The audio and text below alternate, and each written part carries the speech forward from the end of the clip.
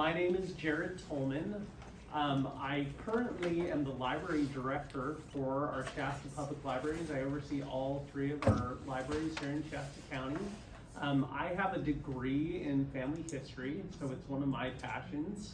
And so I'm excited to be here with you today and kind of go over. I actually pulled up a picture real quick.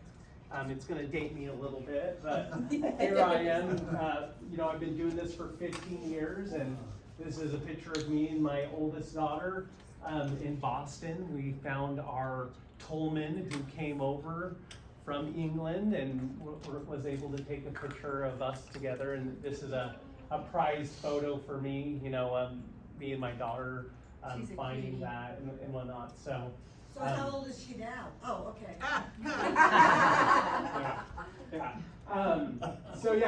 Genealogy has been a huge passion for me. Something that I'm always happy to do. There we go. So today we're going to be talking about says who, proving your family lines, right? And the thing that I wanted to really focus on today is the methodology. How do you go through that process of making sense of all of these records that you find, right? There's different kinds of records that we use to find out who the next person in line was and all these things. And so my goal today, part of what I studied is the history of records. Why do these records exist? Where would they most likely be? Why do they not exist in certain areas or time periods, right? And just understanding that. So that I want to talk a little bit about that, and we'll go through that. And then what I'm really hoping we can do and kind of interact with one another is we'll do a case study. We'll look at a family and we'll open it up. We can talk about, all right, what would you do? And so we can kind of work on learning that methodology of looking at documents and making sense of it together, right? And have that conversation. So, in 2 seconds, get set up here.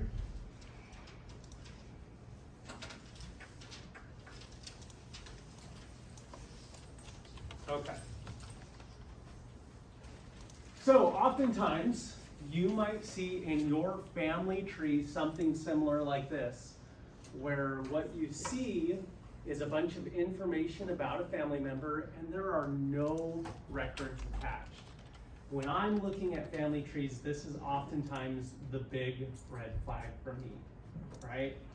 How do you know that Elizabeth Wing's parents are John Wing and Elizabeth Townsend, right? There's nothing in this showing me that this information is actually accurate or correct, right? And so the question that I am always asking myself when I'm doing my research is, says who, right? How do you know these things? And so that's what we really want to get into, and that's really where records become so vital to everything that we're doing. And I'm sure many of you know this. I will do a disclaimer. As we talk, I am not going to be inclusive of everything. Obviously, there's records and documents out there that I might not mention that you know about are great, but I'm trying to do my best to cover the main basic ones, right? When we are looking for documents and records, we always want to start with the most recent, which would be at someone's death, right? And the least recent would be at their birth. So what are some of the records we might want to look at for an individual that would be the closest to us? Name some for me. Death certificate. A death certificate. All right. Military. What's past a death record? Let's just go there because death isn't the very last one. Tax records. What was it? A burial. A burial record? What? Tax. A tax record? Yeah. Obituary. An obituary. Oh, I love that. Obituary. How about the census prior to their death? Census. Right. So yeah, you have death certificate, then you have your grave market, or obituary, or probate, right? When you die and you have a lot of money, I want to be on yours, right? You got to redo yours for me. But right, those documents go into effect and lawyers start creating those documents after you die, right? Because now we have to put the will in place and we got to give it. Yes? That's what I was just going to say, like, what about the will? That would be Yeah, it's a super important one, right? And so then we know some of the other ones. There's your census records, which we'll go into a little more depth here in a minute. But you have court records. Maybe your person wasn't the best person. Maybe they did some shady things and were arrested. So there might be some great court records. Or maybe they just had an ugly divorce, right? I've seen a lot of great cases where a lot of vital information is in that court record. Land records, most people, when we're looking at the 1800s, were purchasing. Come grab a seat, guys. There's some right up here. Some people bought land, right? So there are land records that talk about perhaps you inherited the land from your father. Maybe you and your brothers were purchasing the land. All of that's in there. Tax records, we all have to pay taxes, and so there are always good tax records about what you did. Military records, marriage records, baptismal records, birth records, and family Bibles. Why do you think I put birth records and family Bibles? Because their birth record or like part of their family might be in the family Bible. Right. In the time of the Bible, I love that. And in certain time periods, they had home births, and they didn't go to hospitals, so. That's right, A lot of yeah. times things were written down. Yeah. So again, one resource that I always have on hand is called the Red Book. I love this book. And basically the way this is set up, it has all 50 states in it, and it talks specifically about the records that were created in that state. When, why, right? Most states did not require a birth certificate until we get into, I think it became mandatory by 1940. All 50 states had to do that. Every child that was born, there had to be a birth certificate, right? But, so this Red Book, it talks about what the law was in your state. Some states are lucky, they started maybe in 1920. Others have formal vital records even earlier than that, right? But because each state is different, I want to know that. When I'm doing a research project in that state, I want to know what it was. And so again, this is a great resource. You can find it online, but sometimes instead of having to look for that, I like having a physical copy. It's in the that's what I was gonna ask. You said online, Yeah. Is it in libraries, or like if I went to?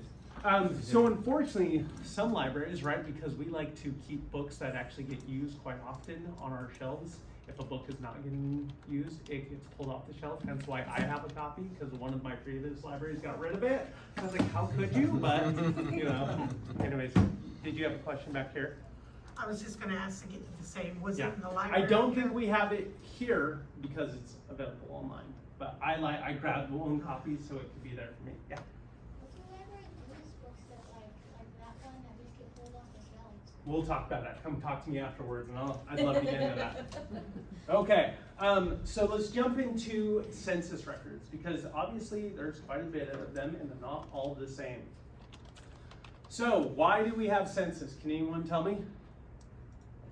Taxes. Not tax. To count the people, number of people in the state and see if it's decreasing or increasing. Yeah, that's what it does, but why do we have it? Funding for counties? That's part of That's what it's now, used yeah. for. How many representatives? Kinda. Congress, when the Congress was put together, said there should be a count every 10 years, right? So we know what's happening in the country, right? So Congress put into law, right? You'll see throughout this, there's a lot of government saying, hey, we're the government and we think this should happen, hence we'll make a law for this, right? That's why we have birth certificates, because the government said, you know what, there should be a record of when people were born, right? And so they made it a law, hence why it's different for every state until it became federally mandated. So Congress came and said there should be a count every 10 years of how many people will go. And as we go through the years, you'll see that world events changed what the government wanted to know, right? So when we look at the census record from 1790 to 1840, all they were really counting was the head of the household, right? They had the person's name, and then they just tallied who is in your household. If you have your wife and she's between these ages, mark that tally. If you have 2 daughters between these ages, mark that tally, right? So all we knew was who was the head of the household. We didn't have the names of anybody else in it. As we moved on to 1950 through 1870, they started adding some more information. They started listing everybody in the house, not just the head of household, right? They named the wife, the children, but the one thing they didn't add, I should point out, is the relationship. So we're assuming it's the wife, and we're assuming it's the children, right?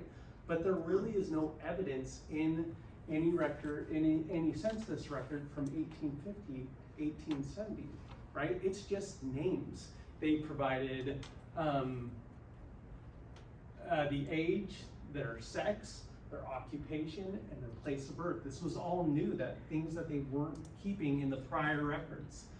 Then we get a huge change in 1880. In the 1880 census, they finally started to put the relationship between everybody, to the head of household.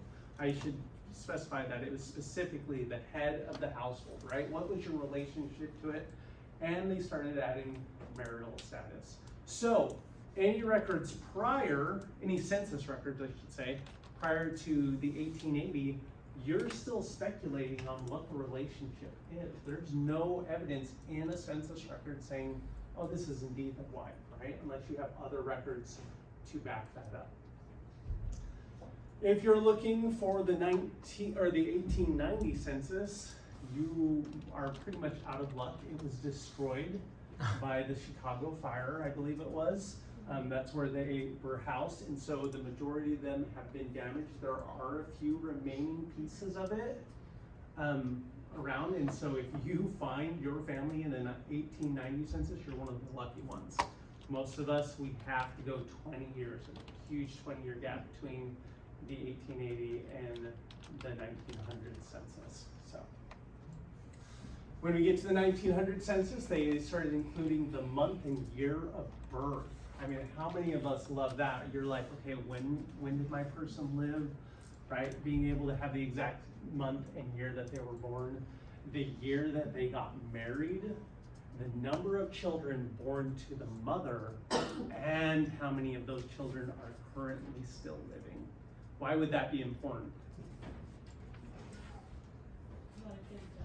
A lot of kids died, right? So you may know that the family had X amount of children, but how many children didn't make it past birth, right? That are still children we want to identify. The place of birth, the birthplace of the parents, year of immigration, that's a huge important one that sometimes if you are dealing with immigrating families, right? And the numbers of years that they have been in the state, right? This is great information. Again, if they were born prior to this, you don't always get some of this great information. On a census record, like, what if you have conflicting dates? Like, census record says one date, and then other records say other dates. Like, what if they're just... That's a great question. So this is part of what we will get into, right? We want to find multiple documents. The more documents we have, the better case we can come up with of why our methodology or our conclusion of here's what I think the actual birth is. Those multiple documents will help you build a case for that. Yeah. But I have two different records saying that one date and two different records saying another date. Mm-hmm. So you need to find more and be able to come up with a good case of here's why I think it is. And we'll talk about that when we get into our case study where we start talking about it. We deal with a little bit of that. So that's a great question. When we look at the 1910 census, they added, and I should add, most of these are adding, there's some that drop off, but they're adding things, right? So here they added the number of years you've been married to your current relationship and the language you spoke, right?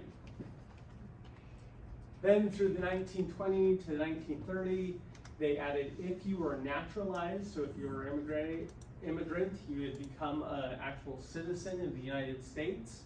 And then they also provide the year that you actually naturalized, which would oftentimes be different than the number or the year you immigrated, right?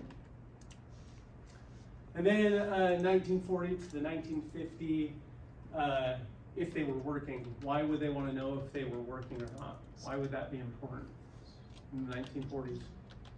Depression? Yeah, depression had happened, right? We've gone through our wars. Depression happened, government wanted to see how many people were at work, right?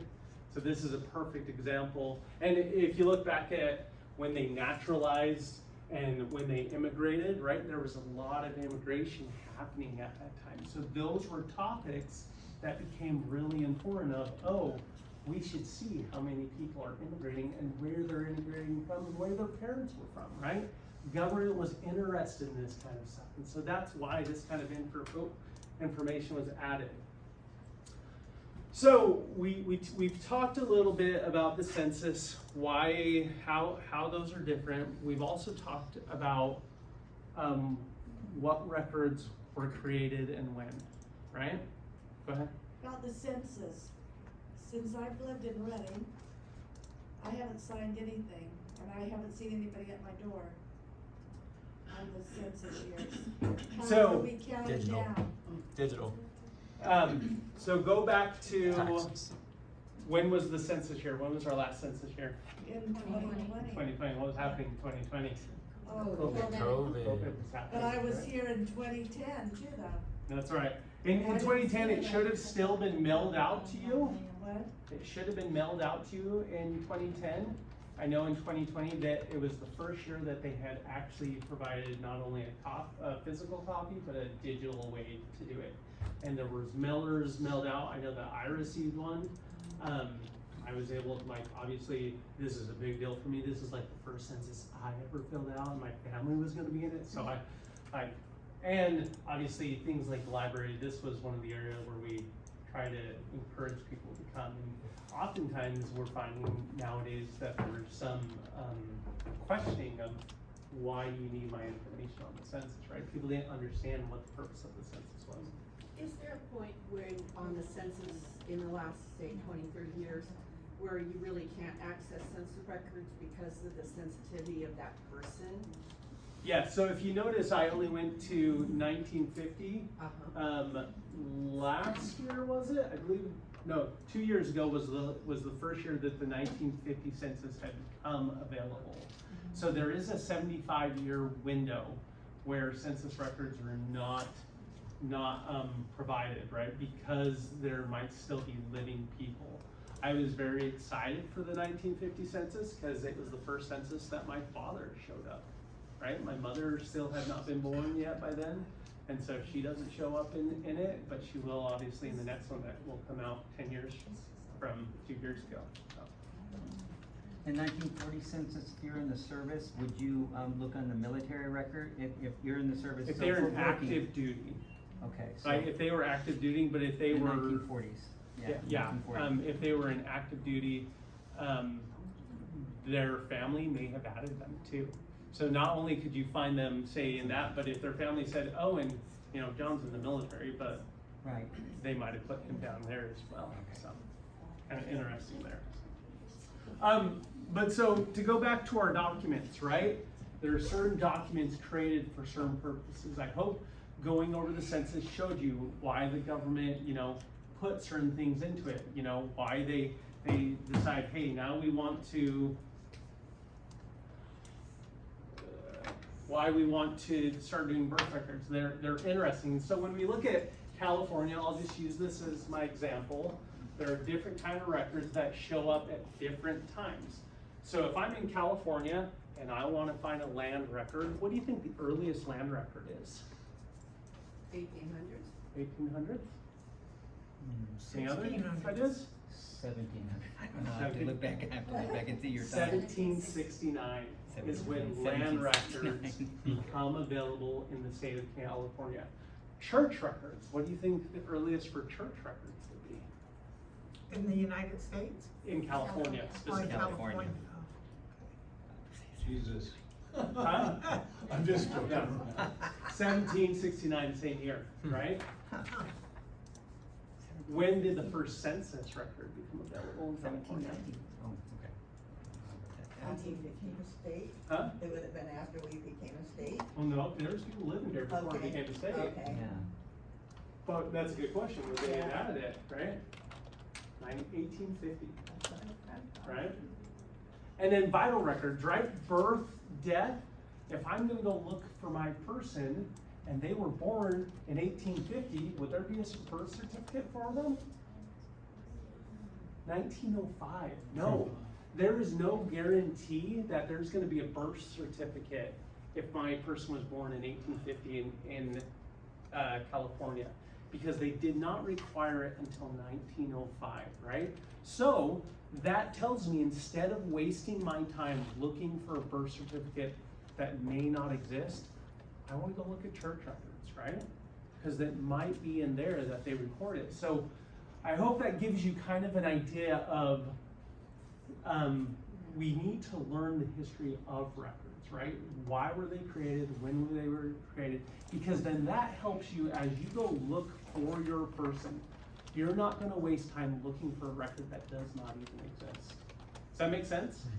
Sounds like the red book would be in handy then, huh? Red book. Yes. I love this thing. Really, really do. Hence why I pointed it out. So today we are going to, if you guys can pass that out for me, we're going to do a case study, and we're going to look at an individual, right? When we do research, we want to focus on one person at a time. How easy is it to get looking at documents and then an hour later you realize you had That's gone totally down the me. rabbit hole? Don't allow yourself to do that, right? You want to stay with one person at a time.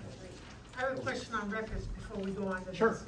Records from way back, like for instance, colonial families of the 1607 to 1775, or North American family histories 1500 to 2000. Are those, I mean, I hear different stuff about those records, like, oh, they're not reliable, or, oh, this one is reliable, and. It's really looking at behind the history of why it was created and what its purpose was, right? Most government documents, whether it's federal government, colonial government, whatever, most of that is pretty accurate because it was required by law. Okay, so if it's something like Deacon George Clark of Milford, Connecticut, and some of his descendants. could That's a Deacon- family history, it sounds like, right? So take Well, it it's at an face actual value, book right? that That is someone saying, how many times have you heard this? Great Aunt Ruth said Right. such and such, or Great Aunt Ruth said that we are related to Native Americans. And what is the question you ask yourself when you hear that? Says who? Says who? Says who? Okay, so basically, if I'm using these records, I need to go back, look in the red book and see what kind of government records they have for that time. That could help Go for support it. it. And That can again, help as we support look it, at this okay. case study, my goal is to show you why multiple documents Okay. are so critical to making your case for why you believe this, okay? Okay. So again, I want to emphasize, we want to focus on one individual or one family at a given time.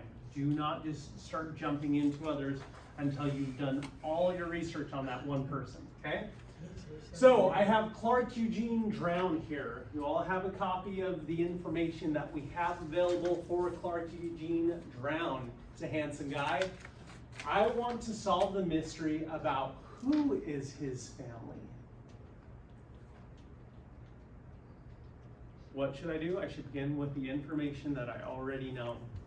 So I have him here. I can see where he was born in Ohio and when. I can see where he died in Elko, Nevada, and when. I have the information about his parents. His parents were Calvin A. Drown, Jeanette Drown. This is all just things that are there, right? When I look at the family history, that's what it's saying. Why isn't his mother have her maiden name? We don't know it, so we're just gonna say Okay. Drown, right? Okay. We just, the other information that is providing that he is married to Eva Marie Kling. They were married in Michigan, okay? Along with it, I have 2 census records that are attached. On this, 19, I believe it's the 1950 one. That's 70, yeah. on the 1950, the other people that are not highlighted are also the family, okay? Just the way it did it and the way I had to put it on there, everybody on this list is part of the family.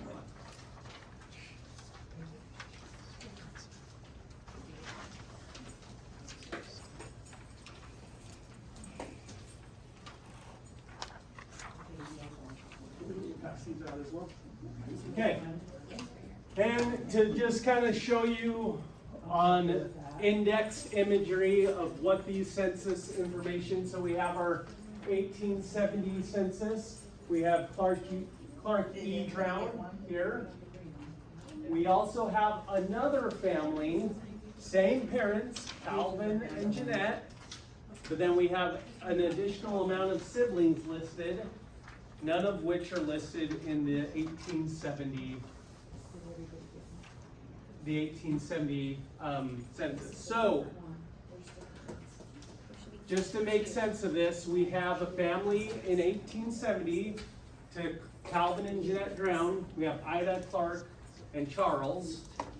Then in 1850, we have Calvin and Jeanette with William, Frederick, Harry, Antoinette, and Martha and Calvin, right? The question I want to know is this the same family? Right? Just because it was attached there when I went looking, there is nothing, there's no evidence here that these are indeed the same families, right? So how do I prove this? You might say, that seems really crazy, Jared, just go with it. No, it says who, right? I want to be able to show that this is indeed the right family, because there's nothing telling me right now that they are the same family. Where would you go? Well, the birthdays for one, they're not 10 years apart, You're right. they're 20 years, 11, Okay, where would you guys start? This is where we can start having a discussion. You have all this information, where would you start looking for documents? Court records Documents. Court records? for marriage and stuff. There's somewhere else I would go first. Where else? Where do we start when we're looking at an individual? Do we start at the beginning of their life? record. Death record. Sort of Yeah. the death. Yeah, let's go look for a death record, right? Okay, so we go looking for a death record, and all it tells us is the basic information that we already knew. But it was good. That's where we should start, right? We want to start looking for all these documents. Where else would you start going after you found his death certificate? Obituary, maybe? Depending on the Obituary, I location. love that, thank you. So, we're gonna go look for an obituary, right? Because he died in 1942. There are good newspapers at that time, right? Really good newspapers. So I'm gonna go look at his hometown of Elko City, or, yeah, no, it's just Elko, Nevada. And I find an obituary, love it, right? Here's where we get some fun information about him and who he was. I won't read the whole thing, but I do want to point out that he is one of a family of 10. Have we resolved our issue? Count up, if we count how many kids are listed, how many kids do you get? In both census? 6. You get 6. So let's add the parents. How many is that? 8. 8 and 1 of them. Well, that doesn't match up if he's one of 10. Because the question is this a family of 10 counting parents or without parents? I don't know, right? So we need more information, right? We learned that he was indeed born in Nelson, Ohio, which when you look at the 1870, I believe is it Mesopotamia is the city. That's not too far from Nelson, Ohio. That is like within 30 minutes of each other. So, all right, that works. He is the longest living person out of his brothers and sisters. So, whatever we find, he's got to be the last one living, right? He moved to Elko County with his brother Calvin. Okay. In 1850, was there a Calvin? There was not, but there is a Calvin in the 1850 census, right? Does that prove it? No, let's keep looking for more information. Yeah, so his brother in the 1850 census. He returned east where he met Mrs. Mary Kling, and they were married in July 11th, 1882 in Tower City, North Dakota. Does that match the information that we had? Where did it say he and Mary were married? Michigan. So now where would you go looking? Michigan. Michigan record. You would start go looking in Michigan records? Why? Well, just do this one, Okay. see what this. Where else could you look besides Michigan records?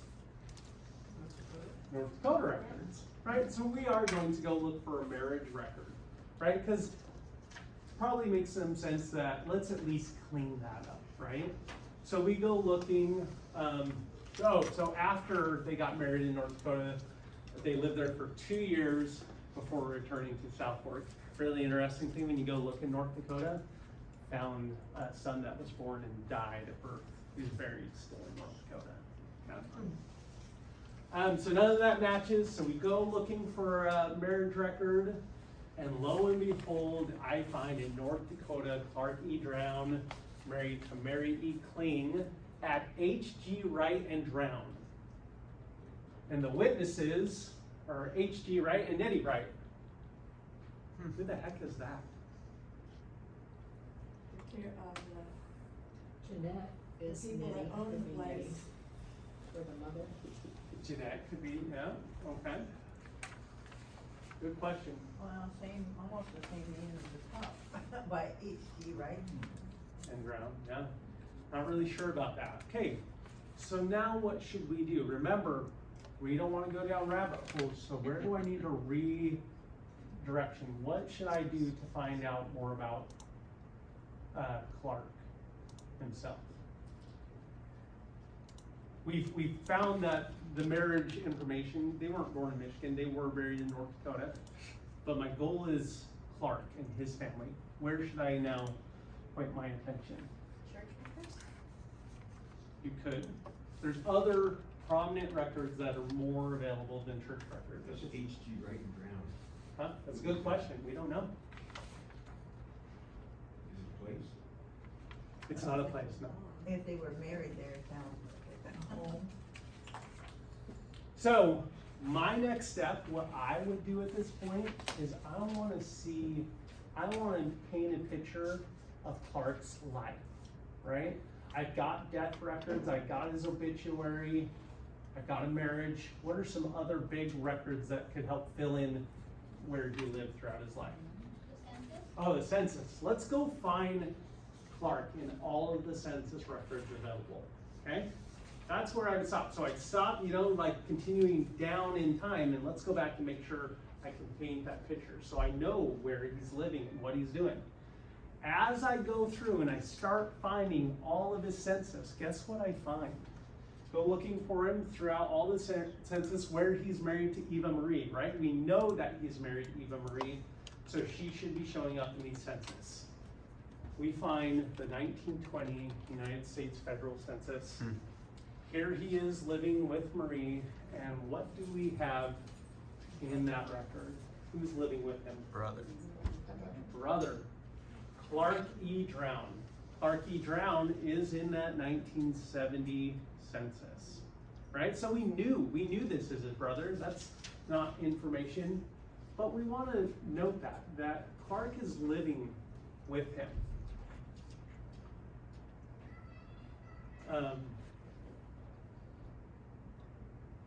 Yeah, his brother was listed in the 1870 census.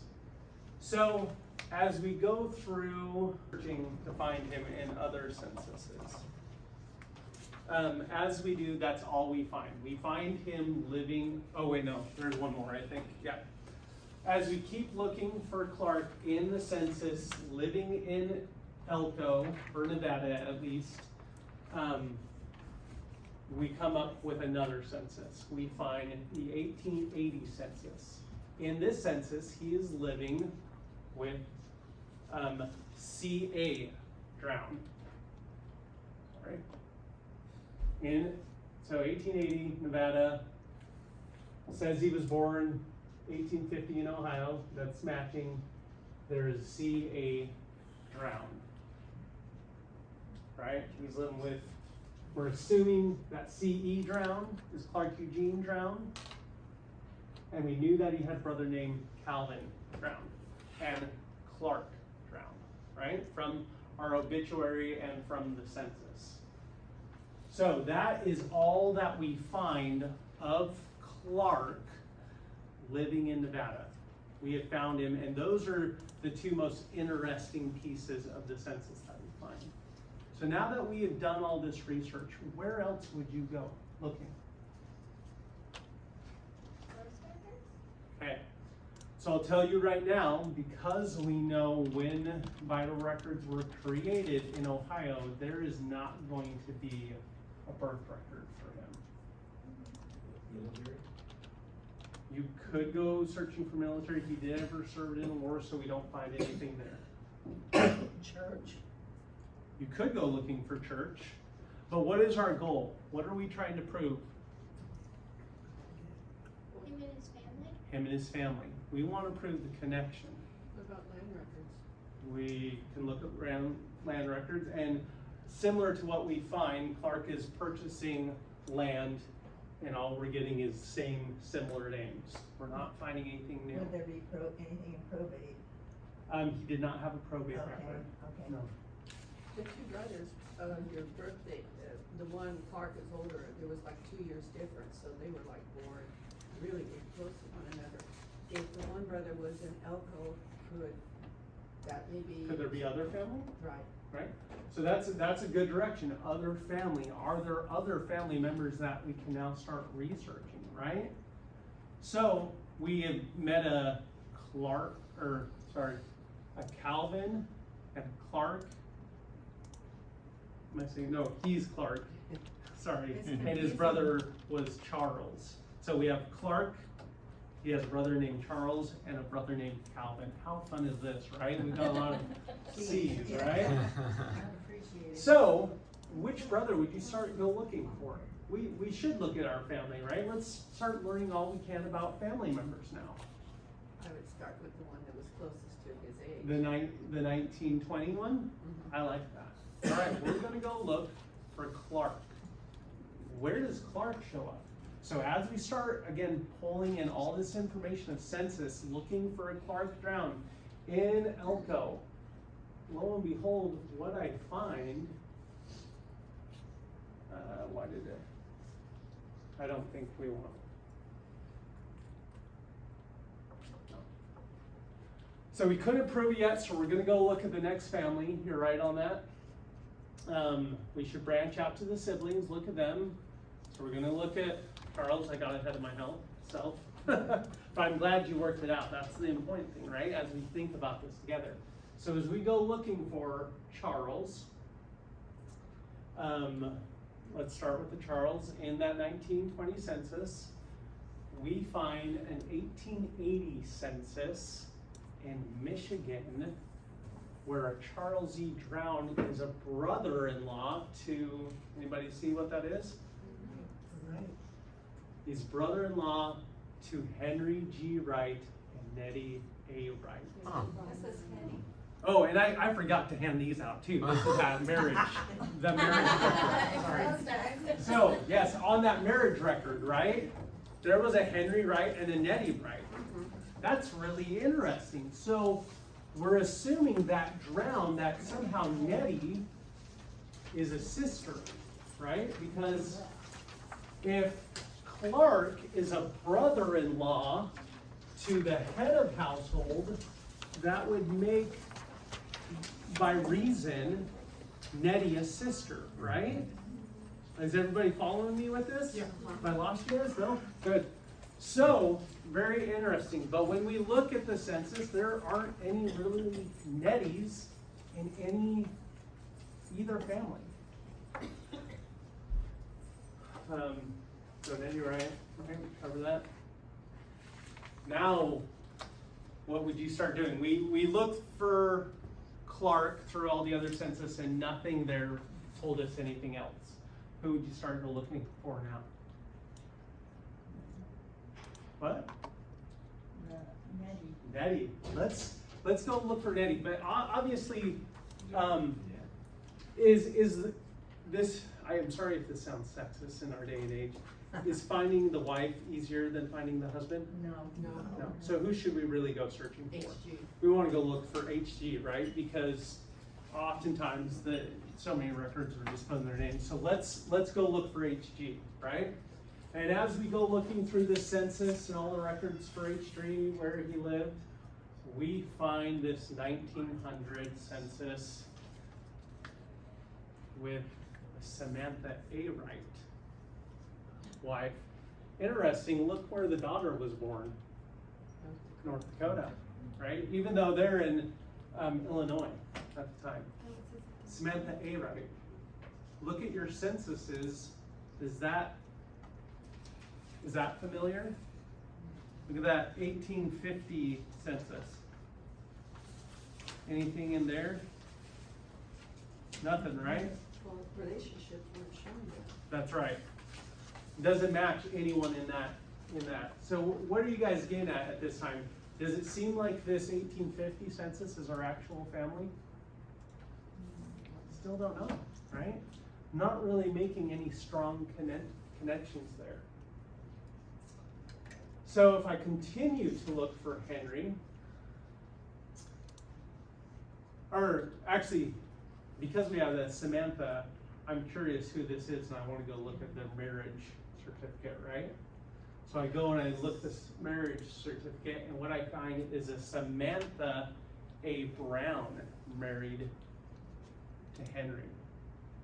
Now I thought, oh, I bet you this is Drown, and they just put Brown. I went and looked at the actual document. It doesn't say, it is a clear B. There is no way that's a D. How do I make sense of things like that, right? I think this might, the marriage record said it was Drown, but the name is now changed by this point in the census, right? It's really causing more questions than anything.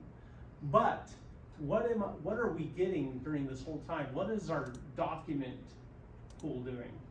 It's getting bigger. We've got a lot of documents that are telling us this story. So, I disconnected.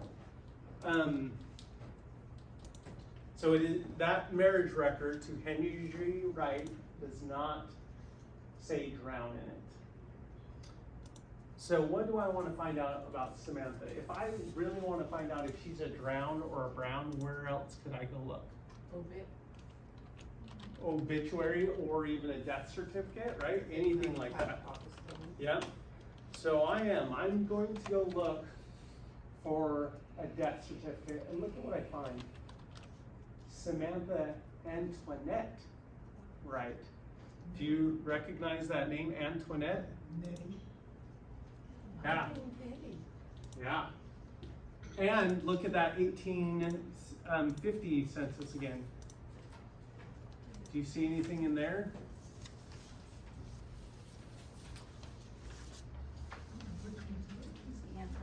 You see an Antoinette Drown, right? And not only is Antoinette or Samantha Antoinette Drown, she's a widow, but look at who her parents were. Calvin and Jeanette Drown, right? Which are the parents in this. But we saw earlier, right? That's why it was Nettie Drown or Samantha A. Wright, right? All these documents are telling me that Samantha was Samantha A. Wright or Nettie Wright. I'm now, because I followed her story, I'm able to start making that connection, right? So when I come back and I look at that 1850 census, I get a Nettie Drown, right? And so that's a pretty good connection. We knew that Charles, who was living with Clark, was a brother. When he's in Henry's home, he's a brother-in-law to Henry because Nettie is his sister. Therefore, we know that because of that information, we can say that the family in the 1850s is indeed the same family in the 1870s, right? Because we have Nettie and Clark's connection. So, that's one of the things that I've seen is that from document to document, the names may change, the spelling may change. When you're trying to input that data, which one do you end up hanging your hat on? Because here we're seeing it's Jeanette, and the last one was Janet. So this goes back to the 1850, or the different year comment, right? As we got multiple documents, it started making sense. What happened here? She had a nickname, right? And she went by that nickname. I have heard there's two ways, so let's first address why there's these differences, right? One is, when did standardized spelling become a thing? In some of your lifetime, right? I think we're 1950 when standardization becomes a thing. 1950, right? So everything before then is just completely spelled phonetically, right? So that is what we see in this, is we saw Samantha spelled with a C instead of an S, because it's phonetically Samantha. You can see that as a C or an S, right? So that person who's filling that out is doing that. Second of all, when it comes to dates, who was giving the information to the census taker? The parents. Whoever opened the door. And hey, hopefully it was the parents, but could it have been the neighbor who said, "Oh yeah, they're not home. I can tell you who lives there." Oh, and I think he lives in Ohio or was from Ohio. I don't know, right? Maybe it's a child, right? Who gave the census record? And oftentimes it's, oh gosh, when were they born? I think he was born in, right? Because there's no standardized document saying this is your birth certificate. It's all off of memory, right? And so sometimes as we look at multiple documents, when you look at Clark, you see the same thing. We're bouncing around on his birth date, right? But then we get some documents like his death certificate, his burial, a few other documents like the 1900 census that gives you the month and year, and you're able to take those pieces from those multiple documents to say, without a doubt, we have now, because of all of these sources, proven that this is the date and month that it really should be. So to answer your question and your question, you have to look at the slew of all the information to make a educated, this is why I think this. Because have you ever heard those stories of families bickering? No, it's this, no, it's that, right? Yeah. I know because Grandma Joan told me that she, here's a funny story. My mother, when my grandfather passed away, called me up one day. She said, "Hey, I was on Family Search and I noticed that you spelled my dad's name, da da da da. That's wrong. It's spelled this way." What did I ask her? Says who? Says who? Says who? What are you talking about? Says who? I have always spelled it this way. Mom, I will change it as soon as you can show me that that is indeed the correct way to spell it. My mother, being as stubborn as she is, went down to the courthouse, got his birth certificate, and realized she had spelled his name wrong her entire life. Oh. Right? Because we looked at the document, what does the document say, right? So, kind of fun thing, right? It doesn't really matter what Grandma said or Aunt Ruth said or anything. We get a slew of documents that help us show, hey, this is the actual history. And all of those, but I thought it was always this. The documents show why it might have been this. Like Michigan, right? They were married in Michigan. Someone remembered that there was strong ties. I will tell you, there are 3 sisters living in Michigan who marry into this family. So obviously at some point the family is like, oh, they were from Michigan. They got married in Michigan. It's an easy mistake when we're talking about our families, right? Okay, I have one last thing. When we look at these families again, we have not solved our 10 problem. We thought we were done, right? We've proven it's the same family, but are we done? No, because we knew that there's 10. And no matter whether we count all the children or we add the parents in, we cannot get to a number of 10, can we? So what are we missing? There's someone else, right? There's something else. Huh? Maybe a child died. Maybe a child died.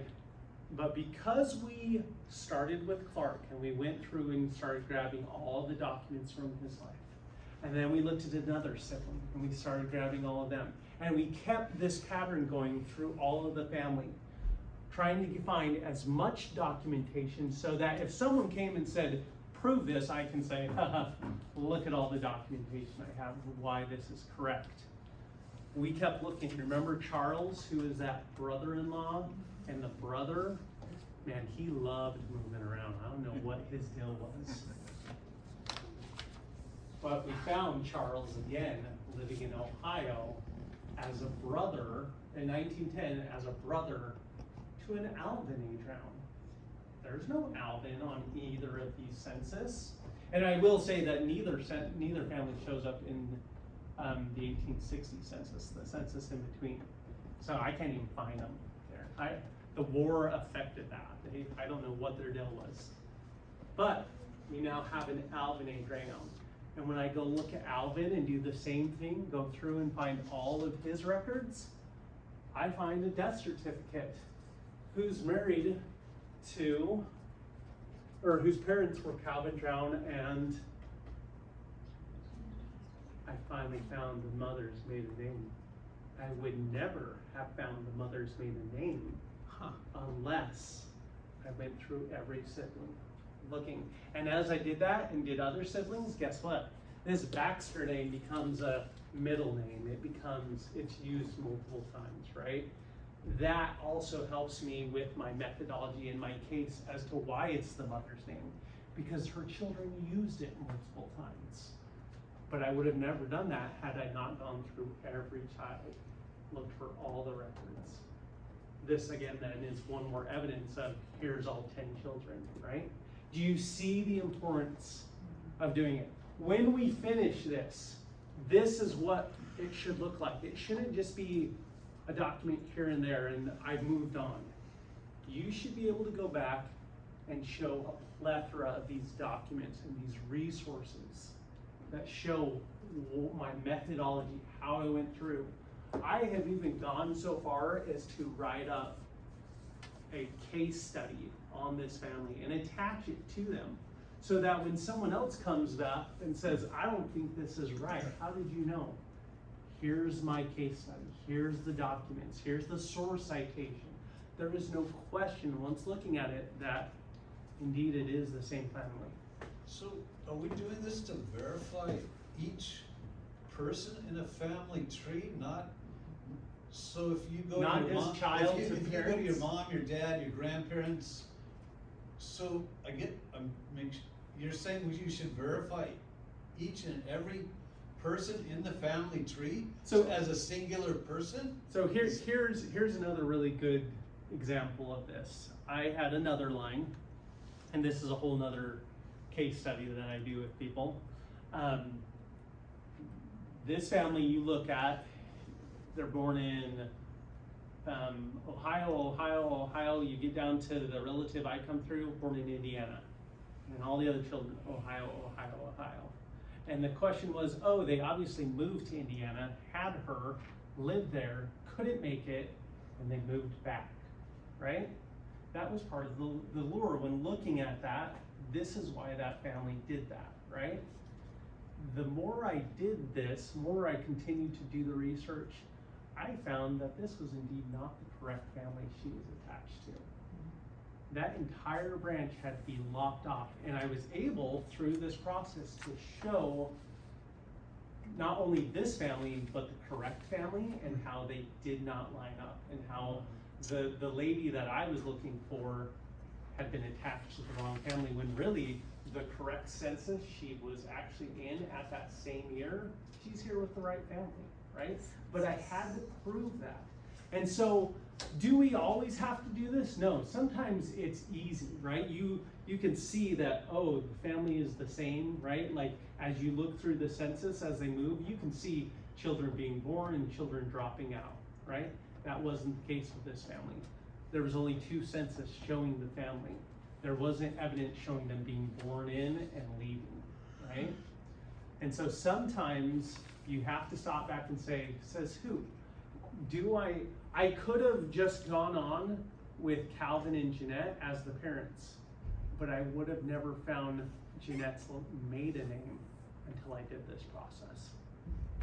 Does that make sense? I would have just known that Calvin and Jeanette are the parents, and I could have gone off on Calvin. But if I ever wanted to go off on Jeanette, I had to go through this process to find her maiden name.